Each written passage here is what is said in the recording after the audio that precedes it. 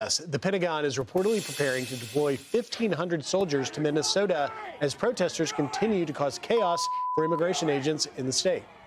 Our own Matt Finn joins us live from Minneapolis with all those details. Matt, good morning. Good morning to you, Rachel. Well, we're entering week 3 of the unrest here in Minnesota, and the clashes between protesters and law enforcement are showing no signs of slowing down.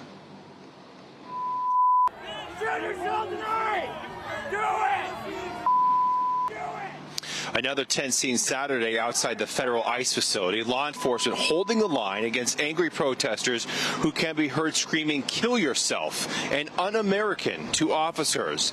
The Washington Post reporting about 1,500 active duty soldiers preparing to possibly make their way here if more violence escalates. And Governor Tim Walz also mobilized the Minnesota National Guard yesterday. The Guard staged to support local law enforcement if needed and says it's ready to respond to locations across the metro area. Now, yesterday, protests continued outside the ICE detention center, and there was also a violent clash between counter-protesters at City Hall. President Trump has warned that he may use the Insurrection Act here in Minnesota, which would allow the federal government to use military troops to bring calm. Meanwhile, a statewide day of action is scheduled for this Friday. Activists are asking people not to attend work, school, or make purchases. And the St. Paul Federation of Educators is also asking people to participate in that day of action Friday. Back to you guys in New York. All right, Matt Finn, live force in Minneapolis. Matt, thank you. It's just continuing to ramp up and up and up. And it's important as we continue to cover this story to remember how we got here. The reckless open border policies of Joe Biden led to the criminals, the violent illegal alien criminals that ICE has gone into places like Minneapolis, a sanctuary city, to clean them up. And you had yesterday Stephen Miller, Deputy Chief of Staff, really railing on Minnesota's leaders, accusing them of aiding and abetting anti-ICE violence. Watch this. These are acts of insurrection against the laws of the United States and against the sovereignty of the United States. Foreign illegal aliens who broke into this country, who then raped children, who committed human trafficking, sex trafficking, drug trafficking, protected, shielded, sheltered, coddled, defended at every level by the leadership in Minnesota. And then when ICE goes out to make these arrests, they unleash violent mobs to attack, assault, and impede ICE officers, and they refuse to allow the city police to protect those ICE officers in the context of their duties, willfully aiding and abetting this violence. The key word there, talking about insurrection there from Stephen Miller. Yeah, I thought they were against that. Well, and if he's talking about insurrection, maybe we're going to get the Insurrection Act. Yeah, oh, right. Who knows, from President Trump. But I couldn't help but think, we're a day before honoring and celebrating the life of Dr. Martin Luther King. What was his message? Nonviolence, peaceful protests. Doesn't appear like we're seeing any of that in Minnesota. No, not at all. It's also, there's a long history, of course, on the left of having these kind of like shock troops from, these activists who will create violence, create chaos, trying to destabilize the things that the administration is trying to do, things that are wildly popular. The president has a mandate. He won. The border issue, as you brought up, was front and center. Democrats recognized they were on the wrong side of it. And so now what they're saying is, we don't like the way you're doing it.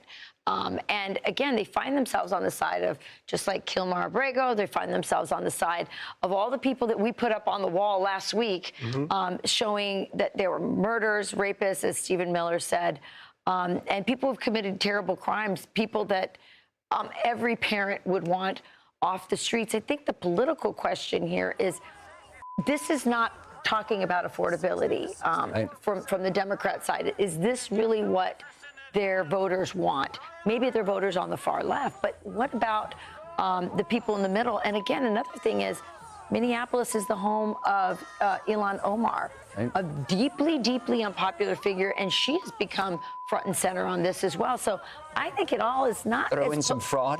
Yeah, exactly. She's suddenly like $30 million richer now, and we're uncovering all this daycare fraud. So I don't know if in the long run this is going to work. This might be their BLM Well, it's a great point, Rachel, because you mentioned Ilhan Omar, who is leaning hard into bringing back the abolish ICE. That has not been a winning message. And, you know, you can dislike Stephen Miller and you can think that his rhetoric is too harsh, but factually, he's correct. The Minneapolis is protecting these illegal criminal aliens. Now, the Mayor Jacob Frey argues that they're not a sanctuary city. They have a separation ordinance. But at the end of the day, they do the same thing. They refuse to cooperate with ICE. The White House called him out yesterday, saying Minnesota sanctuary politicians have released nearly 470 criminal illegal aliens back into American communities since President Trump took office. ICE working every single day to remove the worst of the worst criminal illegal aliens from terrorizing their state. I would just add to that, Rachel, there's also 1,360 violent illegal criminal aliens currently in custody in Minnesota jails held by authorities. And yet all ICE is saying is just hand them peacefully to us. Don't release them to the streets. It keeps the community safer, and we don't have ICE having to make arrests at large. We know a lot of these protesters are paid, but among these protesters are a lot of rich Edina moms pining for their 1960s protests and their university days. Those ladies are protected from a lot of this. Their kids are not getting crowded out in schools by illegal aliens because they're in private schools, and they're living in neighborhoods that are, protected or gated.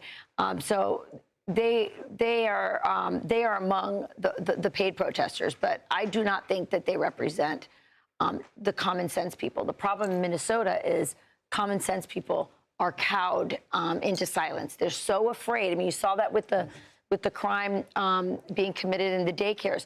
Lots of good people saw the corruption, but were so afraid in that political environment in Minneapolis of being called racist for calling out the corruption. Yeah, and we'll see as we continue to cover this whether or not the really frigid temperatures will dial things down. There's calls for more protests today and coming this